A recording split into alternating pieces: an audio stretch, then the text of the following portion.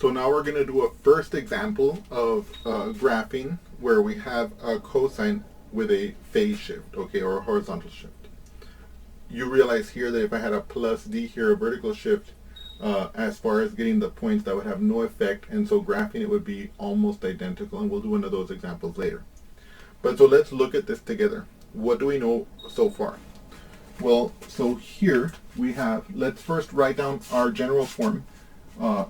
Based on what it looks like, we have y equals a cosine bx plus, it looks like c here, okay, plus d, where our a, whose absolute values or amplitude is 2, right?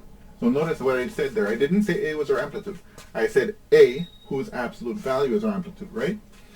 Where our b is equal to 1. Our c in this case is equal to, well, let's say here, oh yeah, we can leave it like that, okay? Let me see this. Our c is, in this case, pi over 3, okay? And our d is 0. What does that mean for us? That means that our amplitude is 2. Let me just write amplitude. Our b is 1. That means our period,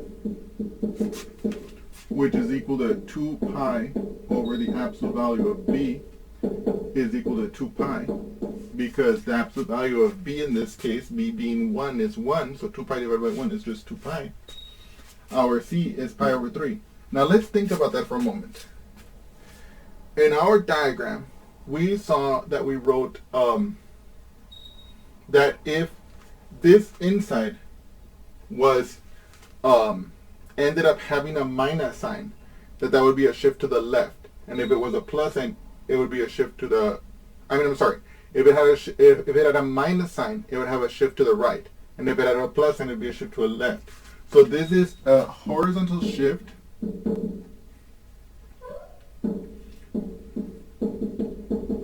left by pi over 3. Okay? And our d is 0 means no vertical shift. Okay? Okay? Now, we remember when we were graphing the sine and cosine systematically originally, we know that we would calculate a separation. The separation, we would calculate it as the period divided by 4, right? And for us, our period here is 2 pi. So we're going to take 2 pi divided by 4. And of course, when you look at this as a fraction, you see it simplifies to pi over 2. Okay? Like this. Okay. Having said this, we can now see how we would make our table. We would start, remember, since this is the sine or cosine, if it had had no phase shift, it would have started at 0, right? For a sine or a cosine, we start at 0. But because it does have a phase shift, because it does have a horizontal shift, and because that horizontal shift is going to be left by pi over 3, we're going to start at negative pi over 3. Okay? Okay. And so that's where we're going to start from.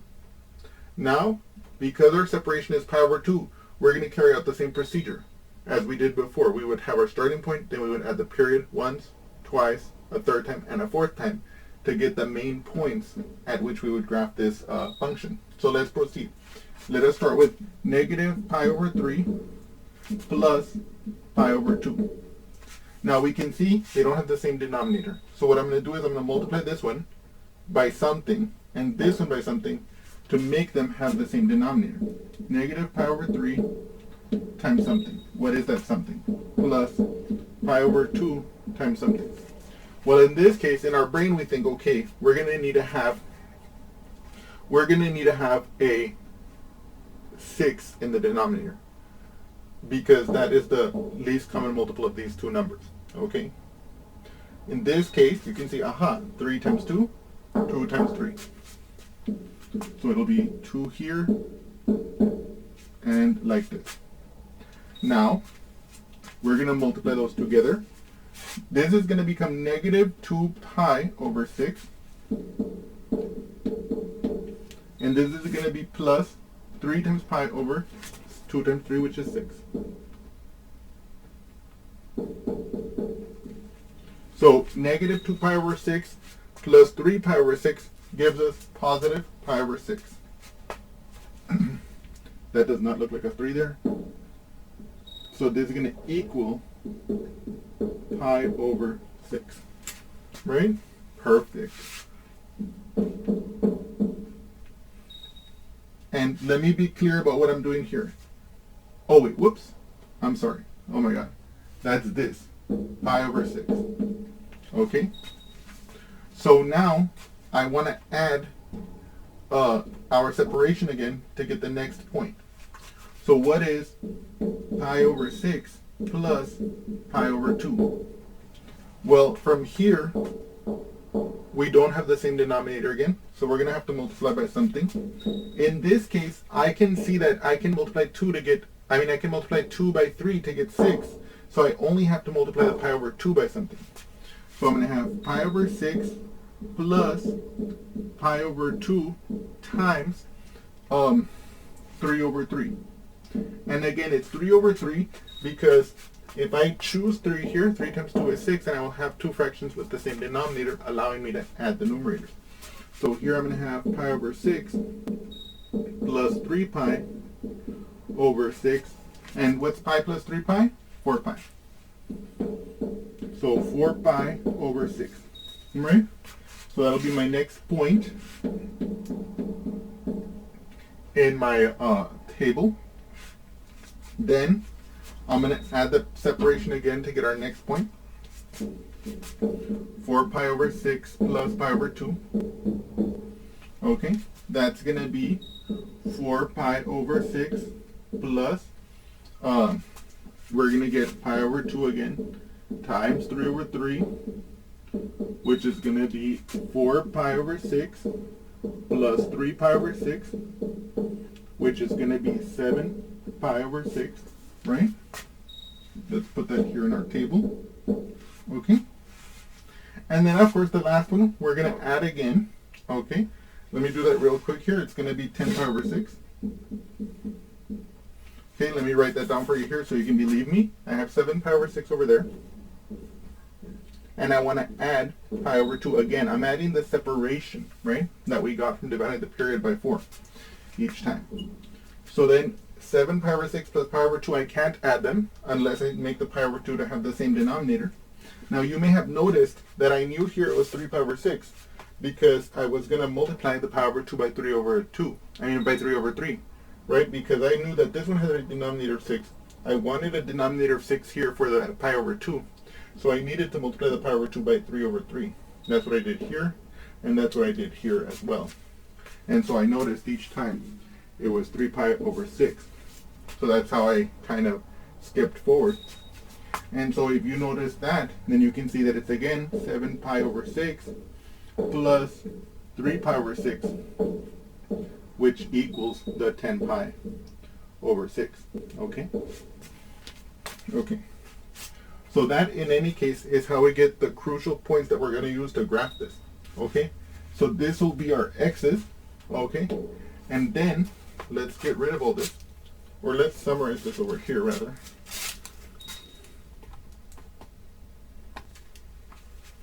So, I want to point out something here before we continue. When we made that whole rigmarole of finding the period, finding the phase shift, finding the separation, and then finding the points, all of that was so that we could get these nice points that will evaluate very nicely in the cosine portion of what we want to graph. So in order to not confuse ourselves and to go as carefully as possible, we're going to first just calculate the values of the cosine at these points. Okay, if I take negative pi over 3 for my x, negative pi over 3 plus pi over 3 is just 0. We know that the cosine of 0 is 1. Okay? Now, over here, to make our lives a little bit easier, I'm going to rewrite this as the cosine of x plus, what is pi over 3 equal to? Pi over 3 as a fraction is equivalent to the fraction 2 pi over 6. Now, why is this the case? If you notice here, if I take pi over 3 and I multiply it by 2 over 2, 2 over 2 is a fraction that equals 1 because it has the same numerator and denominator. So if I multiply these two fractions, this fraction that I get as a consequence, the 2 pi over 6, is exactly, has to be the same as this fraction, the pi over 3, because 2 over 2 equals 1, and 1 times anything is itself. So pi over 3 and 2 pi over 6 are the same thing.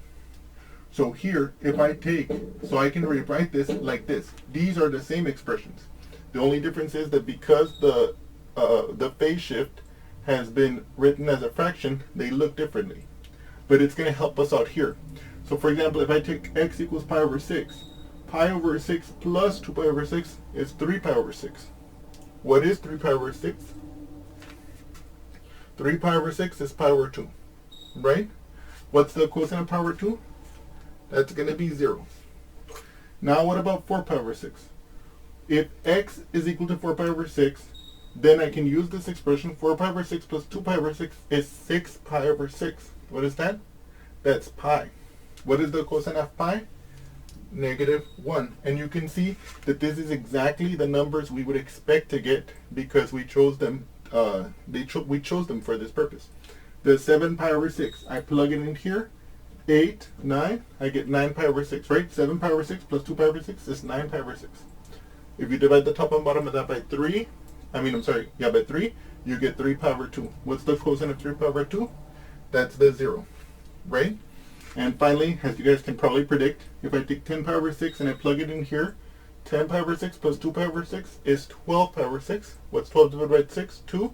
So that's 2 pi. What's the cosine of 2 pi? It's 1. So we can verify there that in fact this particular table exactly is what we wanted. So we see, first of all, let me reiterate. When we were calculating the phase shift, we wanted to figure out how much the graph was shifted left or right. And we said that that was going to be our new starting point.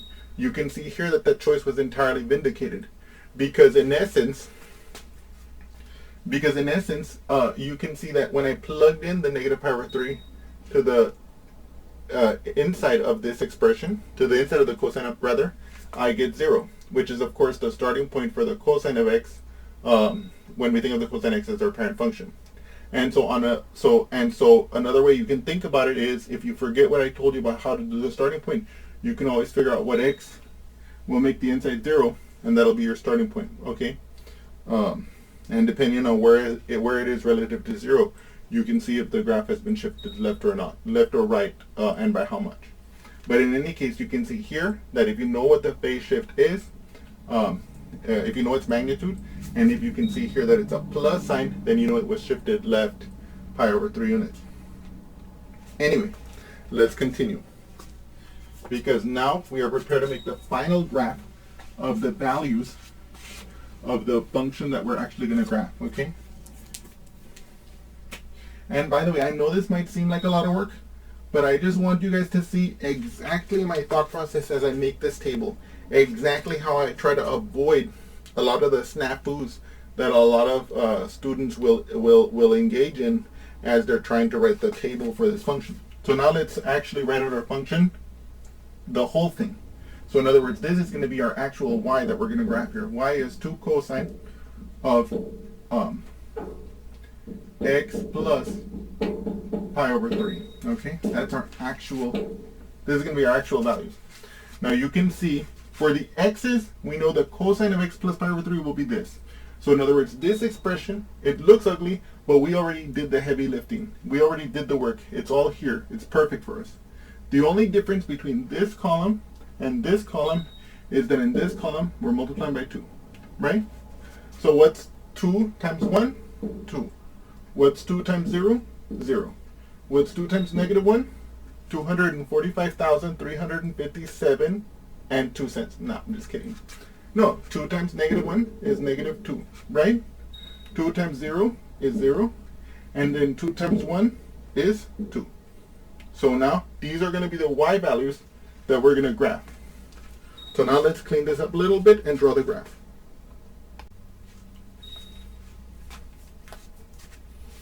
So now, as I've probably mentioned before, one of the things I always love to do whenever I'm going to graph something is I try and figure out how much of a coordinate axis do I need vertically and horizontally, so that I can like put a spotlight on the portion of the graph that is displayed in my table, or that I want to graph for whatever reason, right? If there's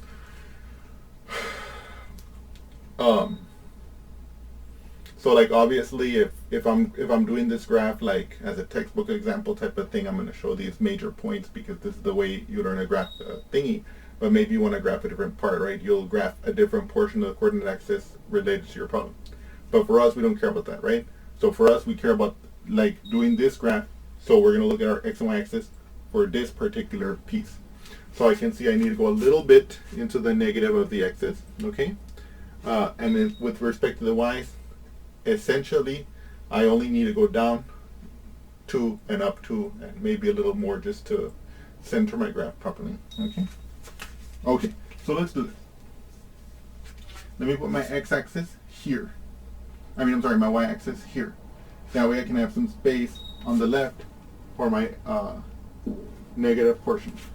So I'm going to let this be my negative power of 3. Then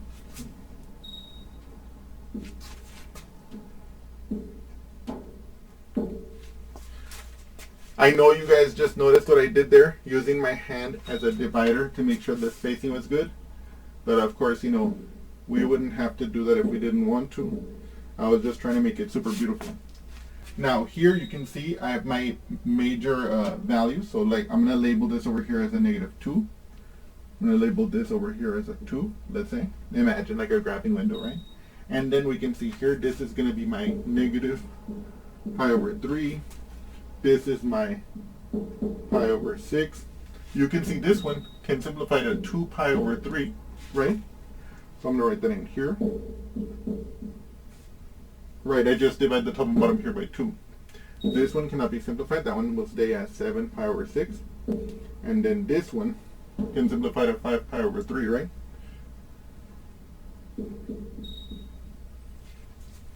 One of the things you can always do, as I've mentioned, as I've probably mentioned before, is we know that from here, in our previous view, we saw that the b was 1. When we were making our whole like analysis of this function, we saw that our b was 1.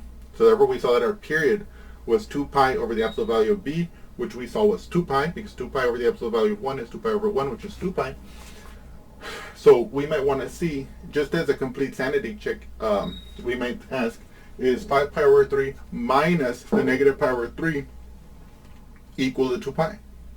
Well, you can see here that 5 pi over 3 minus the negative pi over 3 will become 5 pi over 3 plus pi over 3, which becomes 6 pi over 3, and that simplifies to 2 pi. So we have the right period. Furthermore, we saw that our A in our model was 2. So our amplitude, which is the absolute value of the A, is 2. And we can see, the graph indeed will go up by 2 and down by 2 from the axis of oscillation. Okay. So the amplitude is corrected also. It's reflected here in this diagram. So now the only thing left for us to do to graph this beautiful thing is to start plotting our points. So it'll be a 2 here, a 0 here, -2 here. Sorry I have to be in the way of you guys as I draw this. It's just, otherwise the points will be all bad. I'm not saying that they're perfect here either, but I want to try and give you guys a kind of good feel for what this graph should look like. As imperfect and jittery as my hands can be. There we are. Okay.